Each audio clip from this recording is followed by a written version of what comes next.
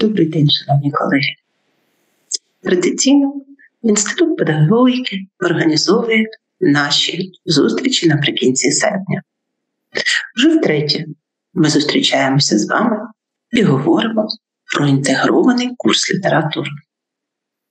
Той шкільний навчальний предмет, який зовсім недавно з'явився в розкладі, але який, як переконуємося ми, набуває все більше і більше прихильників. Дуже сподіваємося, що наш предмет, перш за все, люблять діти, адже він дозволяє читати найкращі високохудожні твори української літератури і зарубіжних літератур. Наш предмет дозволяє бачити українську літературу як рівноправний складник всіх світових літератур. Тому зосередимо нашу увагу на особливостях викладання нашого предмета в цьому навчальному році. Представлю вам напрацювання нашого авторського колективу. Я, Ірина Тригуб. І сподіваюся, що ми допоможемо вам розібратися в тих тонкощах, в тих проблемах, які часто трапляються на нашому шляху. Отже, ви вже прекрасно, мабуть, знаєте наш колектив як той, хто працює за модельною навчальною програмою для 5-6 класів. Програма створена Тамілою Яценко та мною, Іриною Тригуб. І одразу хочу сказати, що вже створена і отримала відповідний гриф міністерства програма інтегрованого курсу літератури для 7-9 класів. Отже, ми продовжуємо працювати, думаємо про вас, думаємо про учнів і сподіваємося, що наші напрацювання і справді знаходять відгомін у вас і, звичайно ж, у ваших вихованців. Тому звертаю вашу увагу на те, що, мабуть, ви знаєте нас як авторів ось таких напрацювань. Підручника інтегрованого курсу для 5 класу, підручник, який створений авторським колективом Таміли Яценко, до якого також входять Василь Пахаренко, Олеся Сліжук і, знову ж таки, я. Ми намагаємося створювати для вас також іншу продукцію, зокрема, це зошит моїх досягнень, свідомо уникаємо словосполучення зошит контрольних робіт. І хочу одразу порадувати, що цього року з'явиться також книга для вчителя, електронний варіант цієї книги, оскільки друкований має певні труднощі. І підручник 6 класу, який також має відповідний методичний супровід, про який скажу ще згодом. Отже, 6 клас. Саме на нього зосередимо основну нашу увагу. І нагадую, що підручник інтегрованого курсу літератури передбачає реалізацію інтеграції на різних рівнях. А саме тематичну інтеграцію, тобто спорідненість змісту шкільних курсів і української і зарубіжної літератури, спорідненість ось тих тем художніх творів, які бачимо в українській літературі та в інших зарубіжних літературах, спорідненість жанрів художніх творів. І це побачите ви, як ми реалізуємо в нашій програмі, в наших підручниках. А також мова йде про методичну інтеграцію, тобто спільні методи і прийоми навчання, та про діяльність. Спільні види навчальної діяльності у процесі вивчення творів української та зарубіжної літератури. Нагадую, що в нашому підручнику ми намагаємося дотримуватися реалізації різних підходів, зокрема, особистісно орієнтованого. Побачите, що саме цей підхід покладено в основу наших підручників, і він прослідковується, навіть починаючи від звертання до учнів-читачів. У нас ви не побачите слова «ви». Ми звертаємося до кожного учня особисто. Ти знайди, подумай, поміркуй. І так далі. Це ті слова, які, дуже сподіваємося, знаходять відгомін в кожного особистого учня і в учениці. Компетентнісний підхід. Звичайно ж, ми реалізуємо всі ті компетентності, 11 ключових, які закладені у державному стандарті, та, звичайно ж, нашу предметну читацьку компетентність. Щодо діяльнісного підходу, в нашій програмі вказані ті, на нашу думку, оптимальні види діяльності, які є найбільш ефективними у процесі вивчення літератури. Зверніть увагу, що види діяльності є як абсолютно такі інноваційні, нові, цифрові, а є і традиційні. Ми намагалися це дотримуватися саме ось так послідовно. Не гонитися лише за такими надзвичайно модними видами діяльності, а чітко, поступально, аргументовано звертатися до тих видів діяльності, які забезпечують вивчення художнього твору. Щодо культурологічного підходу, то знову ж таки в нас у програмі вказано дуже глибокий такий мистецький контекст до вивчення кожного твору, до кожної теми програмової. Наголошуємо вам на тому, що ці всі твори мають рекомендаційний характер. І це не значить, що потрібно осягнути абсолютно все. Можливо, так, деколи і все, що нам закладено в програмі. Але дуже сподіваємось на те, що ви виберете те, що вам в першу чергу найбільш зрозуміле, найбільш близьке, а отже ви зможете донести його і до своїх учнів.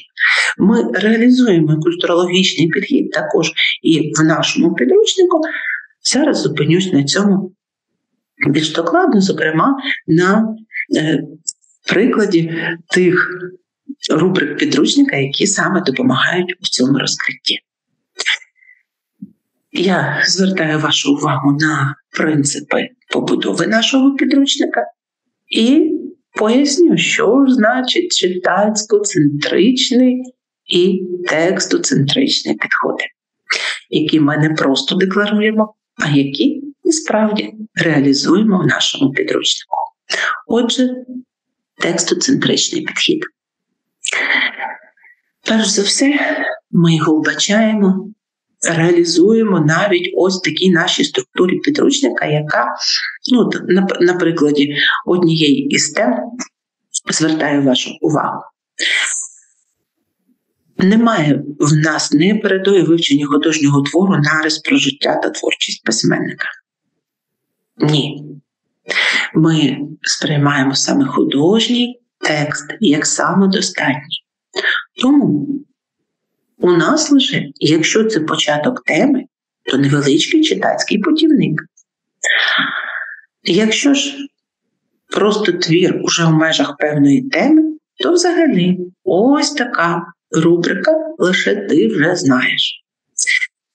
І зразу ж ми переходимо до читання художнього твору.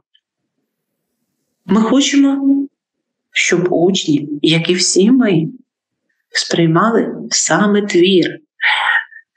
Твір, у якому письменник сказав все, що хоче сказати, у якому, ми сподіваємося, і наші учні будуть отримувати свої враження, свої читацькі враження, а не ось ті, які ми їм дуже часто прагнемо нав'язати такими правильними словами, правильними нарисами. Життя і творчість письменника, взагалі про літературу, про те, що хотів сказати письменник. Так, про це буде, але згодом. Нашим дітям потрібно довіряти. Вони самі розберуться і знайдуть те, що цікаво саме їм, те, що зачепить їх. Потрібно довіряти їхньому враженню, їхньому сприйняттю художнього твору. Отже, бачимо, читацький путівник – це лише декілька рядків, але вони налаштують дитину на те, що вона повинна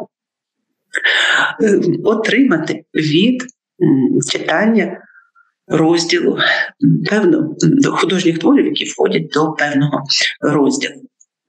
Ми навіть на цьому рівні намагаємося дуже ненав'язливо, але одразу ж орієнтувати на ось цю, на інтеграцію, зокрема на тематичні, що спільні твори, спільні теми художніх творів, спільні проблеми, які є у тих творах, які написані письменниками зовсім різних культур, зовсім різних континентів якось на даному випадку. Коли говоримо про Марка Твена і про Івана Франка, їхню думку щодо комічного, щодо гумору в літературі. Ну і тут нагадуємо, які гумористичні твори вже дітям знайомі. Для цього є наша рубрика «Ти вже знаєш». Ну і безпосередньо сам художній твір. Щодо нашої рубрики «Ти вже знаєш», то ми свідомо не просто запитуємо, а нагадуємо, дуже ненав'язливо нагадуємо, які теми, які проблеми, які художні твори, які літературознавчі поняття. Залежно від того, який у нас художній твір і яка, перш за все, мета стоїть перед нами. Це все те, що ми намагаємося донести до наших дітей, не просто їх перелякати, а інколи вони не пам'ятають, що це. А ось так. І принагідно, коли вже говоримо про романтику, пригоди, фантастики, то, звичайно ж, згадуємо ті пригодницькі твори, які і в українській літературі, і зарубіжної, які є відомі, наприклад, із 5 класу.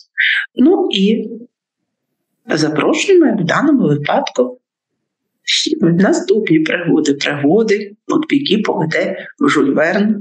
Звертаємося його словами про те, як він сприймає своїх читачів. І ось ця подорож сторінками книги, в яку і запрошуємо наших учнів поринути. Щодо інших особливостей нашого підручника, то звертаємо увагу ось на цю рубрику «Поміркуй», яка в нас знаходиться не в кінці художнього твору, а на полях тексту художнього твору, яка акцентує увагу на тих епізодах, на тих художніх образах, на тих описах інтер'єру, природи, на які, можливо, учні спочатку можуть не звернути увагу.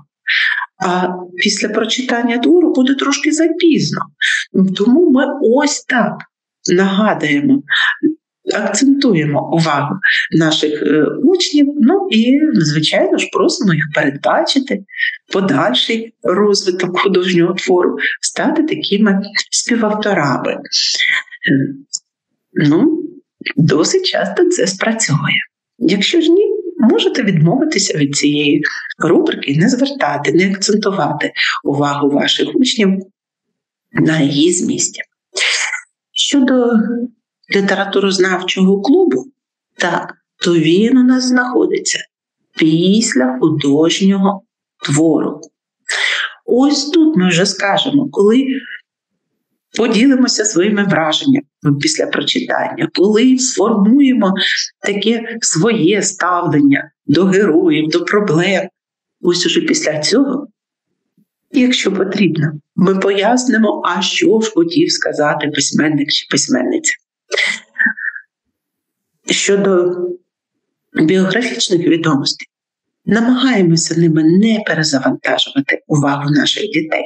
Але водночас, звичайно ж, якщо це необхідно, якщо це потрібно, якщо це сприяє розкриттю змісту художнього твору, то ми, звичайно ж, не можемо цього уникати.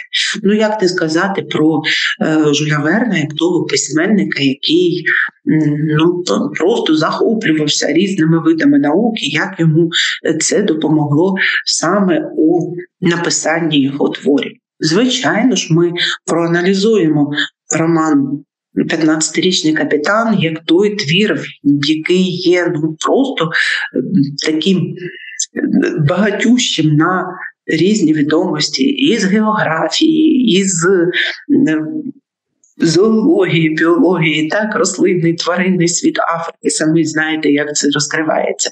Ось ті його надзвичайні знання в навігації, ну і інші, звичайно ж, його досягнення, його передбачення у фантастичних творах, його і в пригодницьких творах. Це те, без чого ми не можемо обійтися в даному випадку. Щодо нашої мовної скарбнички, то вона не лише працює отак чисто формально, інколи, як це буває, на розкриття однієї першої задекларованої в державному стандарті компетентності, так, пам'ятаєте, вільне володіння державною мовою, перш за все.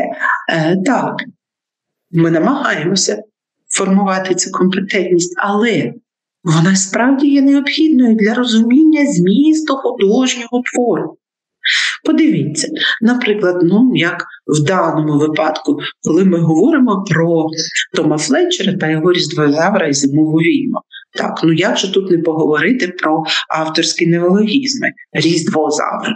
Так, будуть і інші авторські неологізми, і ми ж, звичайно, будемо до них звертатися в ході прочитання цього твору. Ну і принагідно, звичайно ж, поговоримо про інші авторські неологізми, які були відомі нашим учням до цього, які вони бачили в інших художніх творах і української, і зарубіжної літератури. Якщо ж говорити про інші твори, то дуже часто змістове наповнення нашої мовної скарбнички – це тлумачення значення слів, особливо слів історизмів, архаїзмів, так, тих, які вийшли з активного вжитку. Звичайно ж, звертаємо увагу на багатство нашої мови, на різні фразеологізми, на різні такі слова в переносному значенні. Ну, а ось коли будемо вивчати, наприклад, пісні, календарні пісні і зимового циклу і української літератури, українського фольклору, так, і англомовні пісні, лише ними ми обмежилися, але не могли не звернутися до цього жанру, тому що і Jingle Bells, і Wish You a Merry Christmas – це те, що ввійшло вже в нашу таку повсякденну культуру і нас, і наших шестикласників. Тому тут змістове наповнення нашої мовної скарбнички – це ось ті форми привітання, форми побажань, якими словами вітаємо ми своїх близьких і рідних, які форми привітання в англійській культурі існують. Ну і, звичайно ж, просимо підготувати щирі слова привітань для своїх близьких і рідних. Щодо літературознавчого словничка, то він у нас міститься і в кінці підручника в алфавітному порядку, і на полях нашого літературознавчого клубу, де коротко, надзвичайно стисло, дещо інколи навіть надзвичайно спрощено, в чому нас можуть звинувачувати. Ми подаємо тлумачення слів, але чому так коротко, чому так? Для того, щоб це було сприйнято саме шестикласниками. І не одним кимсь із класу, там, як ми звикли називати найсильнішим учнем, а щоб все-таки це максимально зрозуміли всі і в тому об'ємі, знову-таки, який потрібен для розуміння змісту художнього твору. Ну ніяк не будуть наші шестикласники сприймати хайку, так, око, якщо просто побачать перед собою 3 рядочки. Більшість з них, ви знаєте, свого досвіду вигукують: «О, я теж так умію, я теж таки напишу». Ну, а потім, коли ми розбираємося, то самі знаєте, що учні закохуються у цей жанр і розуміють всю його глибину. Та для цього потрібно закохати дітей у цей жанр. Щодо нашої рубрики «У колі мистецтв», то вона є для багатьох найулюбленішою. Ну і ми, чесно говоримо, також її дуже любимо. У програмі даємо набагато більше, рекомендуємо тих творів мистецтва, які є споріднені із літературним твором. І знову-таки робота, з якими сприяє його розкриттю, не затьмарює, а саме розкриває. Наш формат підручника не дозволяє звернутися абсолютно до всього, але те, що найнеобхідніше, те, що найпотрібніше, ось як поезія Ірини Желенко і художні полотна Глущенка, українського художника, та француза Клода Моне.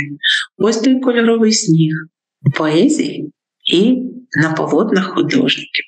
Коли будемо говорити про фантастичне в літературі, то, звичайно ж, Марія Приймаченко з її надзвичайними образами її полотен. Ну і знаємо те, що доля цих полотен могла б бути буквально в лютому 22-го року дуже трагічною, якби не ось та самопожертва рятувальників цих полотен. Ми говоримо про це шестикласникам. Ми нагадуємо, що все дуже крихке у цьому світі, і потрібно надзвичайно свідомо ставитися і до життя людини, і до життя художніх творів. Найбільше, звичайно ж, у нашому підручнику є творів живопису. Це зрозуміло, їх можна розмістити і одразу побачити ось ці репродукції. Але дуже багато у нас і інших видів мистецтва. Зокрема, бачимо архітектуру, ось такі, як тут зображення фото. Так? До речі, це проєкт хати, який створив сам Тарас Шевченко, в який мріяв жити. І, відповідно, реставрація його задуму, який він не втілив. Але завдяки нашому екс-президенту це все-таки знайшло своє втілення. Ми будемо говорити про твори музики, як і у наших підручниках QR-коди, покликання, так, за якими можуть діти зайти і одразу ж послухати ці твори, зокрема, як Прометей і відповідні композиції, які ви прекрасно знаєте. Я впевнена, що, звичайно ж, звертаєтеся до них на уроках і композиції Бетховена, і зрозуміло, просто це буде зручно зайти дітям, послухати чи на уроці, чи самостійно вдома. Екранізації художніх творів. Можна багато сперечатися про те, наскільки це потрібно, чи наскільки це шкідливо для сприйняття художнього твору, але потрібно розуміти, що діти 21 століття, звичайно ж, будуть дивитися екранізації художніх творів. І ось зробити це на користь собі – це вже ваша майстерність. Так. Чи порівняти художні твіри його екранізації, чи порівняти його різні екранізації, прослідкувати за грою акторів, за музичним супроводом, зробити так, щоб це справді було цікаво, але щоб все-таки екранізація не замінила літературний твір. Щодо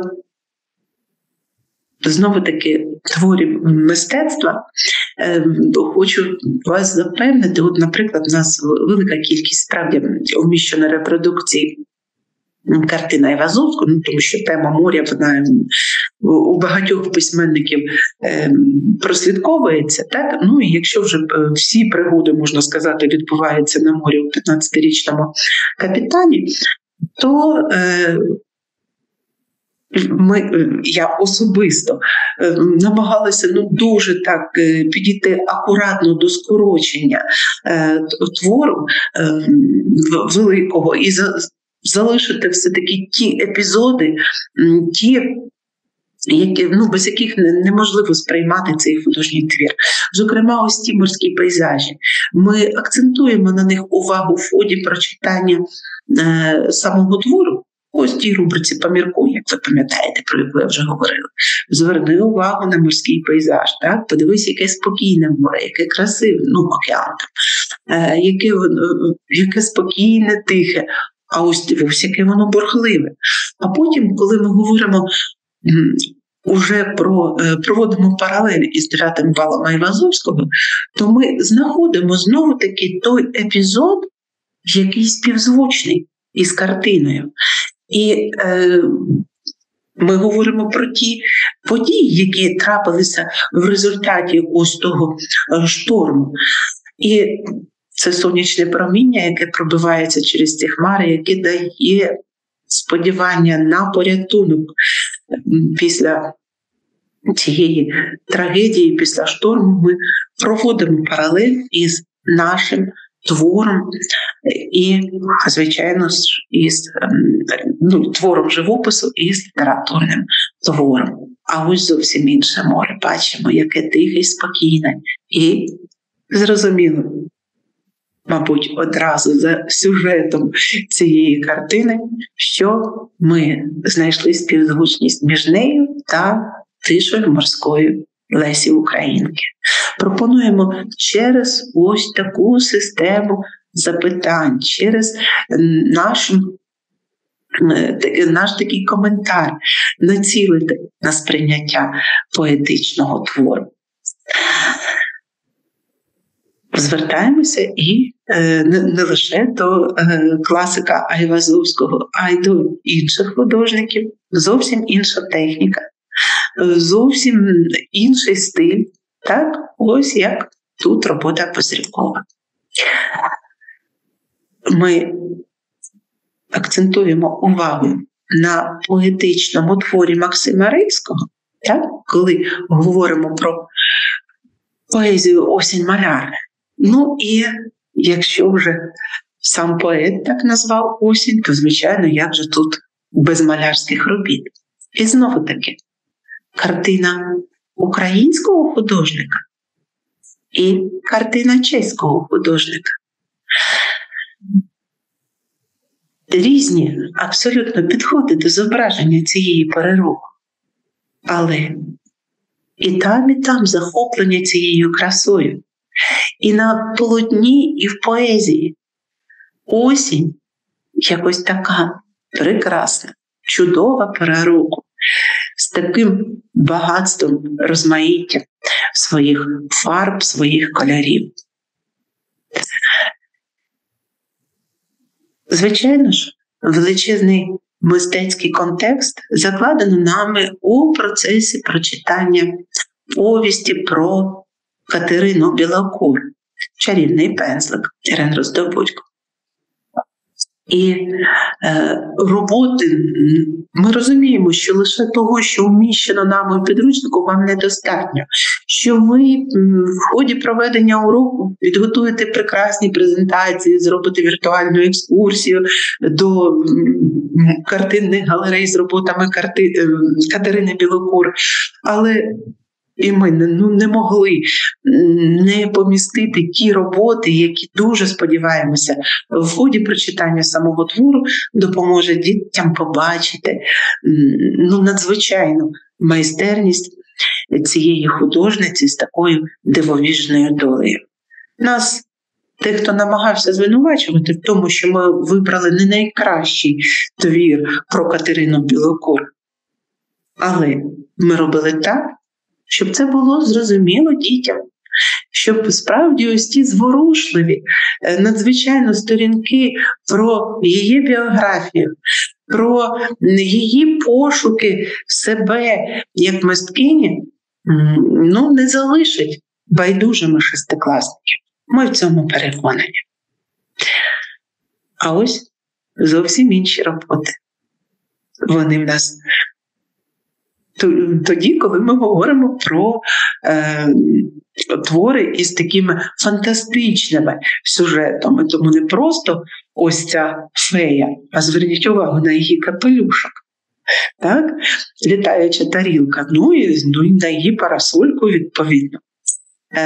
Звичайно ж, фантазія автора, фантазія художника, фантазія письменника – це те, на чому ми концентруємо увагу наших шестикласників. Говоримо і про ось такі екзотичні види мистецтва. Чому бонсай? Тому що, як порівнюємо цей мініатюрний вид мистецтва садово-паркового, так, і мініатюрне хайко. Коли справді от в маленькому сконцентровано цілий світ.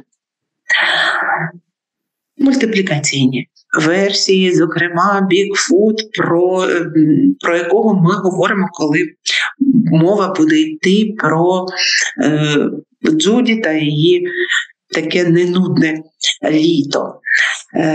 Не звертаємося до екранізації цього твору, тому що вона, за відгуками практично всіх не є найкращою версією. Так? Тому говоримо більше образ самого Бігфута, тому що трошечки стикалася відповідно з тим, що цей не завжди він є зрозумілим для наших шестикласників.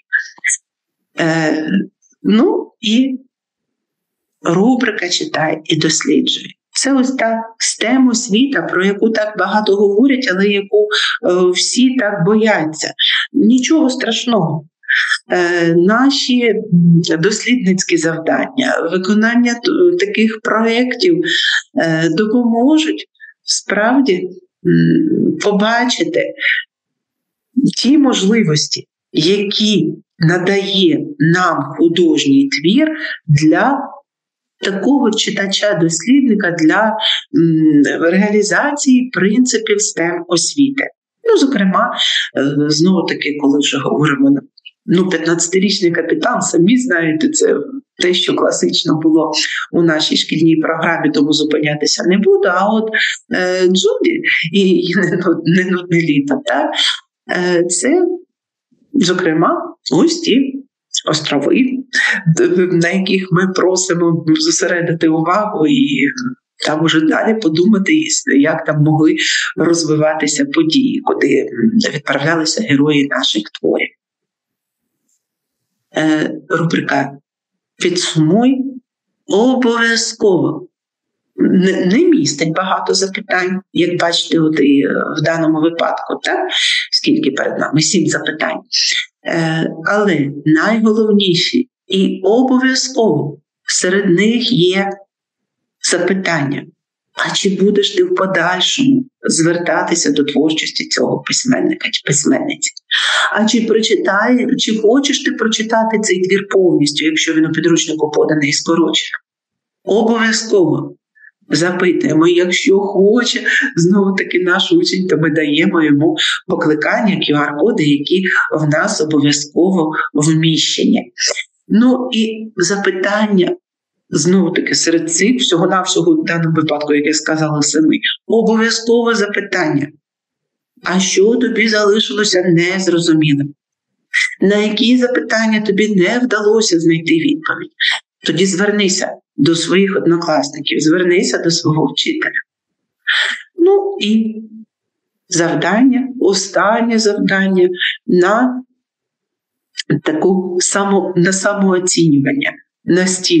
Наскільки добре вдалося засвоїти цей матеріал.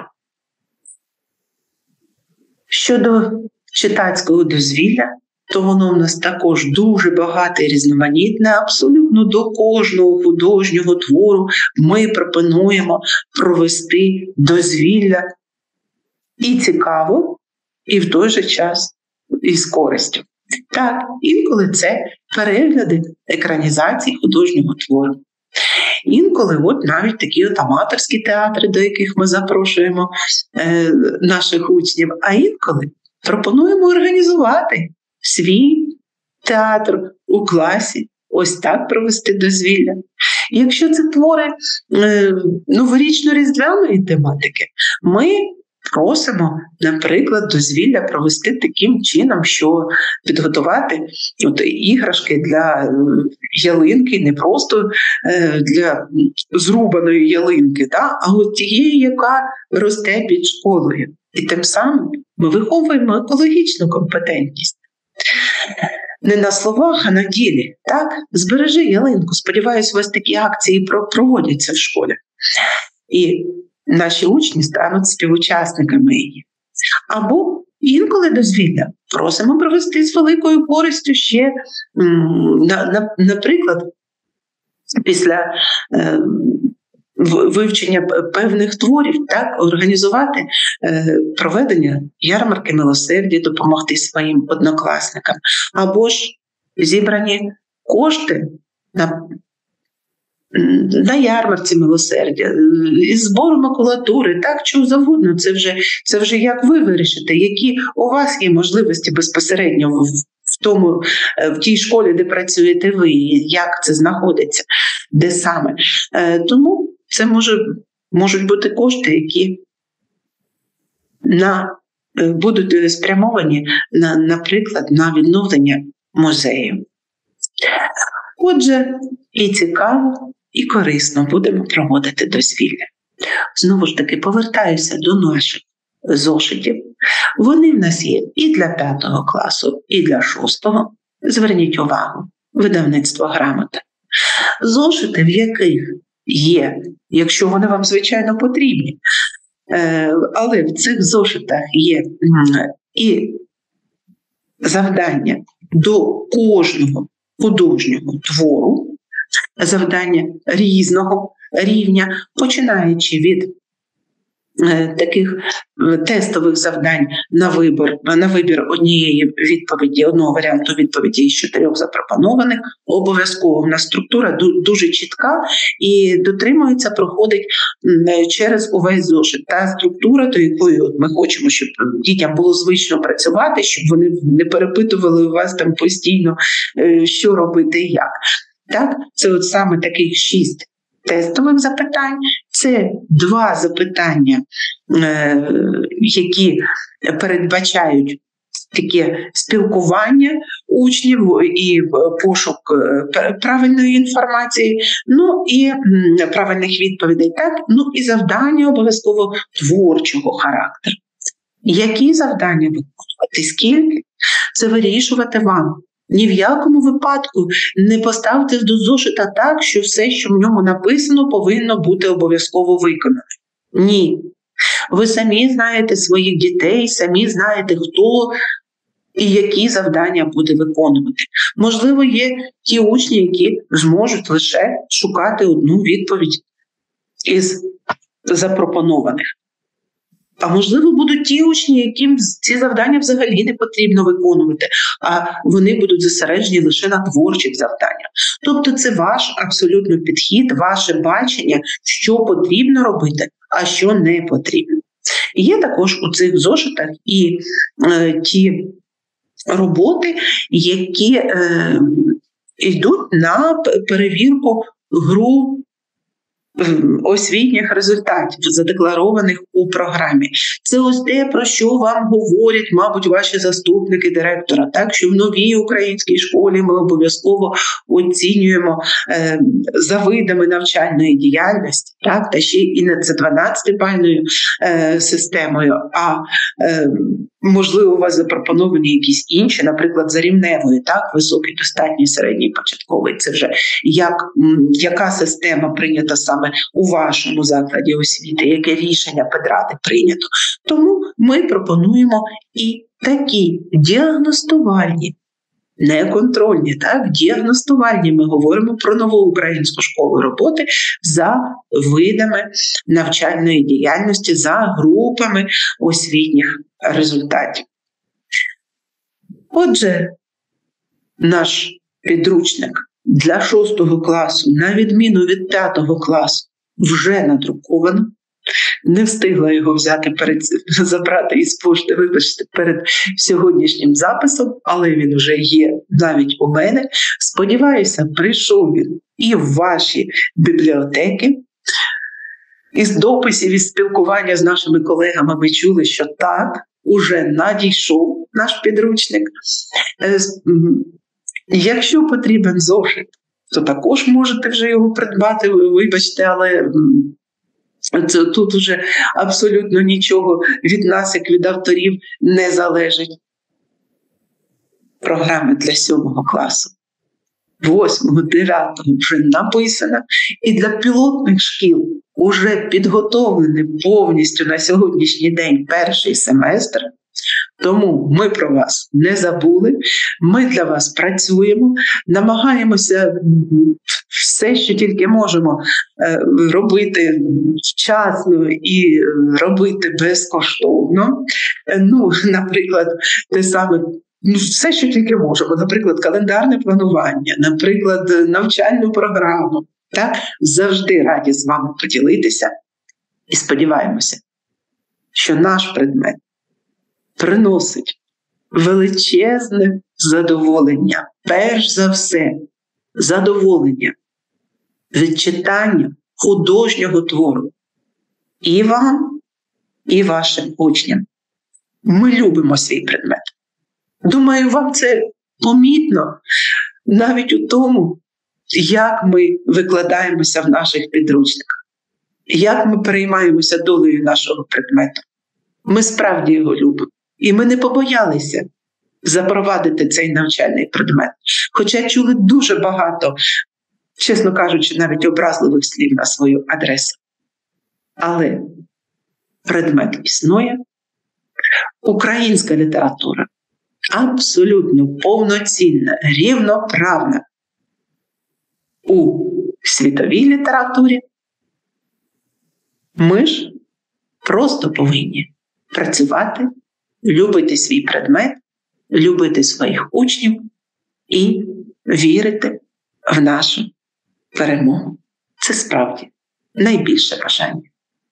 Дякую вам за увагу.